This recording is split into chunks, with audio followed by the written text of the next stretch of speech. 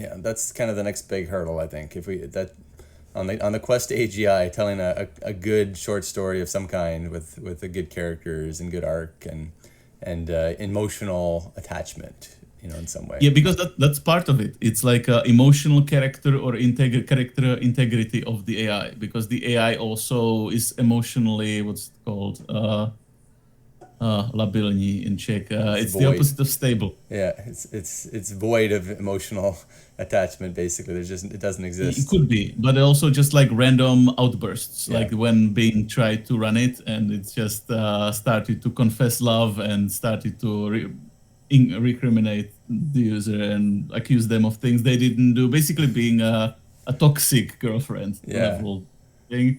So interesting. I think there's also an issue with like if you just let it learn the internet, this also will learn a lot of emotional bullshit, and their current fix for that isn't great. The current fix is like whenever it does something that's bad, like the emotional outburst, it either they have a bunch of poorly paid people from Africa somewhere to just like teach it, like point out every time it's doing some bullshit like that, and to sort of help to teach it to know to do bullshit specifically, so you mitigate it in some extent in this brute force way, but also to then you have to put artificial limitations on what it can say. So basically color, you basically put like some sort of a version of an AI dog color on it, so that it just can't say certain things at all. And I don't think either of these approaches are great. What you would want is have some sort of understanding of how to make an AI that's internally, emotionally, or character-wise consistent, and can maintain that character. But of course, the trick for AGI is like you can do it this right now, but you would make it a puppet.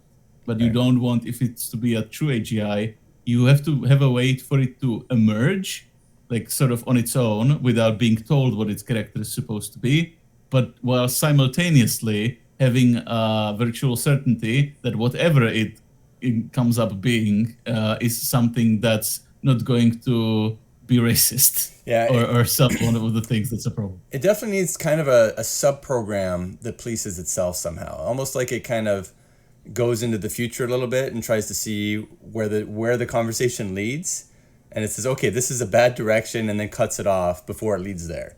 Yeah, so basically conscience. Yeah, basically, it's basically it has to be able to predict the future response to Response. its future.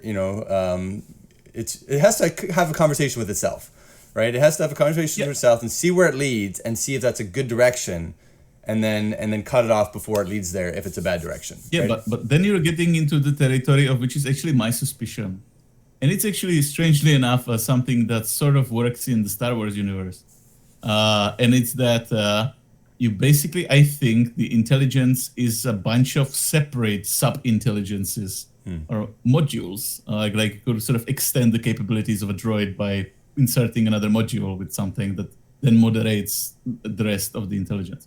Is that I think like you can't have just like a one, because I don't see, of course, in detail into their model, like into ChatGPT specifically. But like my suspicion is like they're trying to just have one AI intelligence thing that does one thing, and they hope it's going to be perfect. I think you need to have some sort of like a separately trained different sub personalities that then interact with each other, and then what the human sees is the outcome.